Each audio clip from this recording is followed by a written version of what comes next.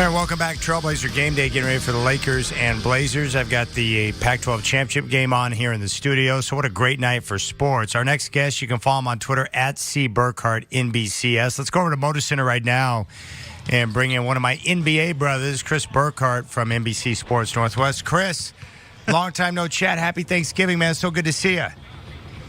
Oh, it's so good to hear you. And I got the Pac-12 championship game on, too, but it's just on the Jumbotron over my shoulder. But it's good to be here listening to chat and talking back. I feel like I haven't done it in forever. I know it's been too long. And you told me a couple of nights ago after the win over the Kings that you're still optimistic at where the Blazers are at and what they can get accomplished this year. What do you mean by that? Talk to me. What I mean by that is this is a team, Chad, that is really putting the pieces together still. And with Carmelo Anthony, he gave them something I think they were lacking, and that was just some confidence. And he rejuvenated the team a little bit.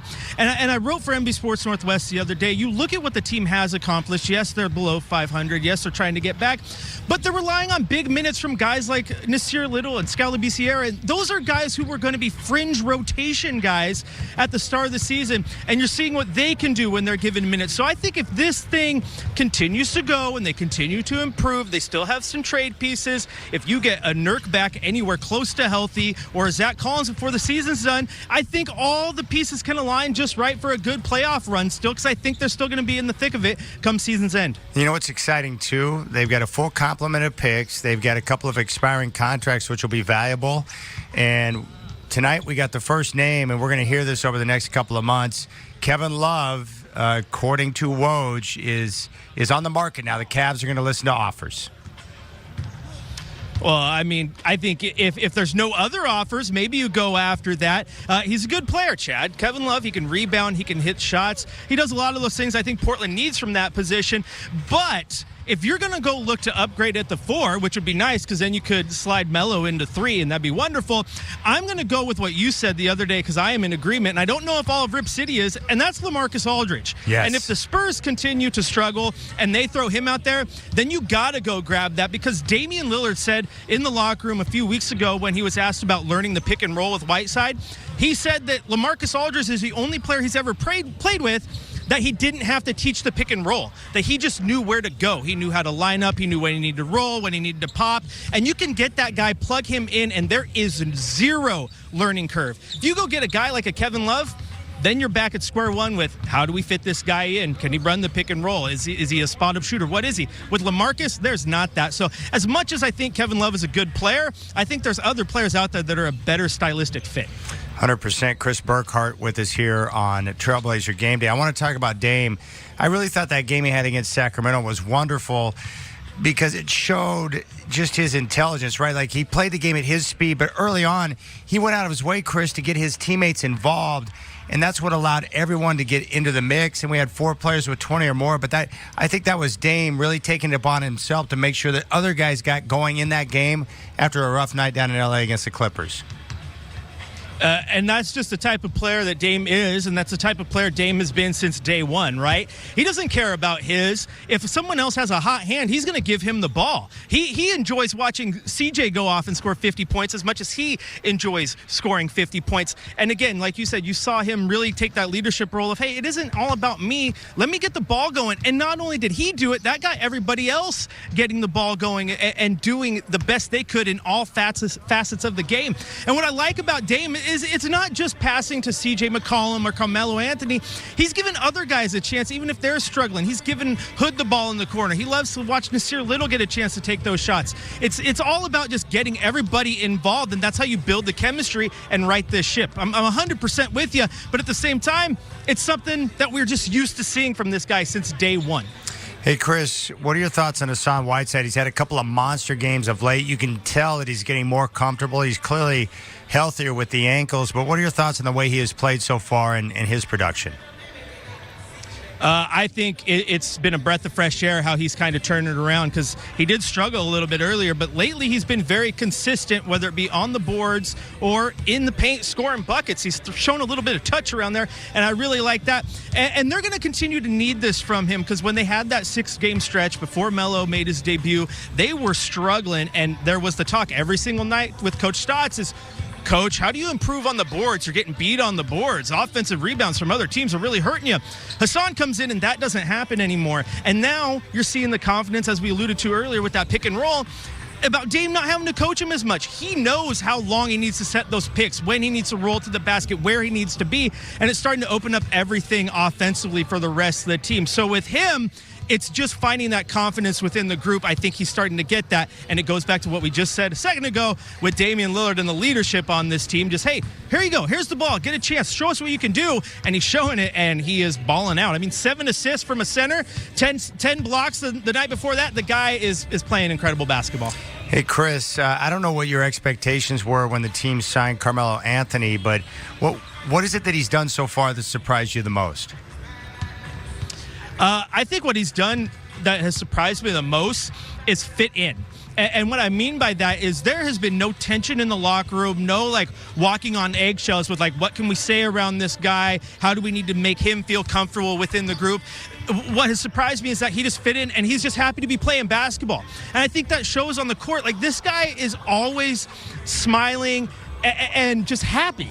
And again, it just shows a guy who almost had his joy, his dream ripped away from him, almost contemplating retiring, and then the Blazers reached out. It was the perfect match, and now here he is getting to show everybody that he still has gas in the tank, and there's just a childlike joy that you see from him, and that really surprised me because the guy's a superstar, and I didn't expect that at all, and he's fit in, and as much as he's had good nights, he doesn't worry about getting his either because he is at the end of the bench when he subs out, just as happy to watch Anthony Simons do a dunk as everybody else is on the bench. So he has fit in seamlessly, and I don't think anybody really expected that. Well, I think that's a great point. You know, for me, I was never a fan of Melo, and I would always root against him. I was never a fan, and I let that impact what type of guy I thought he might be when he got to Portland. So when he had a chance to talk and he opened up about what he had gone through and where he was at, and then I hear him talk after games, I'm like, I find him to be, he's very engaging, and I'm actually enjoying it. Like, I like hearing him talk. I like what he has to say.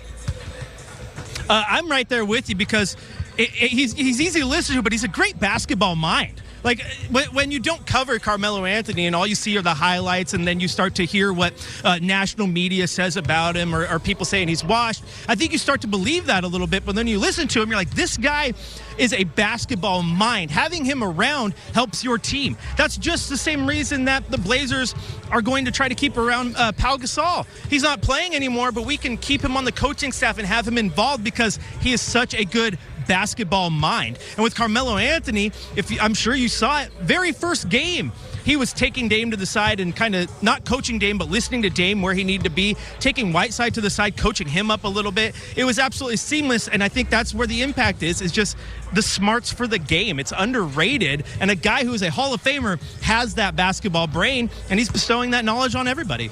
We're talking with Chris Burkhardt from NBC Sports Northwest. He's over at Moda Center as we get ready for the Lakers and Blazers. All right. LA's on fire right now. NBA best 19-3. What are your thoughts on the way that LeBron and Anthony Davis are handling business so far?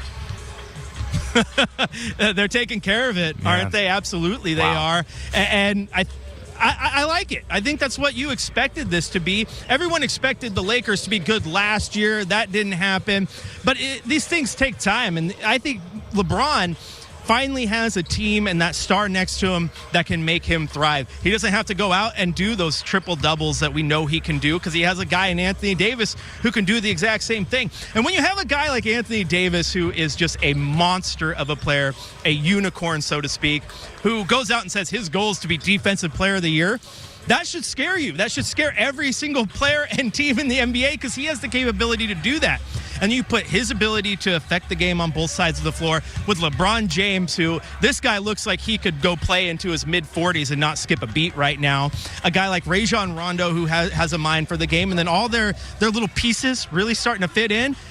It's kind of a perfect storm down there in LA. And I don't know if anyone ever thought there'd be a time when two of the best teams in the NBA both hail from Los Angeles because the Clippers are pretty good too. No doubt. Lakers and Blazers, always my favorite games at Moda Center each and every year. But the worst part is like tonight, there's going to be so many fake Laker fans in the stands, it's going to be very annoying every time. Well, Over here on the left side of the camera, there's already quite a few out here. They're out there behind me. They show up in droves every single time because they love the Lakers. I don't know if they're all from L.A. Maybe they're all the California transplants, people who grew up in Portland and just, I don't know, just like the Lakers for some weird reason. I don't understand why you would. But no, they always show up. To me, the three teams that show up the best are the Lakers, the Warriors, and the Raptors. And of those three, at least the Raptors make sense because it's a border war, so to speak. They're a Canadian national team, so you have all the people from Vancouver come down. I don't know where all the Laker fans exist here in Rip City. They come out from under their rocks for 1 or 2 games a year, and I don't like it. Hey, wait a second. I love you. I love talking hoop with you, but what's up with the Laker colors, man? Wrong choice of sweater tonight. No. This is more of a gold. It was fresh. It was on top of the laundry that was done. I did not even think about who we were playing because, to be honest, with the amount of travel I do, Chad, and the amount of games I go to, half the time I show up, I go, oh, that's who we're playing tonight. I did not even think about the color scheme, but maybe I'll call one of my coworkers, see if they can stop at the store, and we can cover this up before the game starts. Yeah, I think that's probably a good call. Chris, you can follow him on Twitter at C. Burkhart NBCS. Chris Burkhart with us. Hey, Chris, man, appreciate the time. Love talking hoop with you. See you over at Moda Center tonight. All righty, man. Thanks for having me. There you go.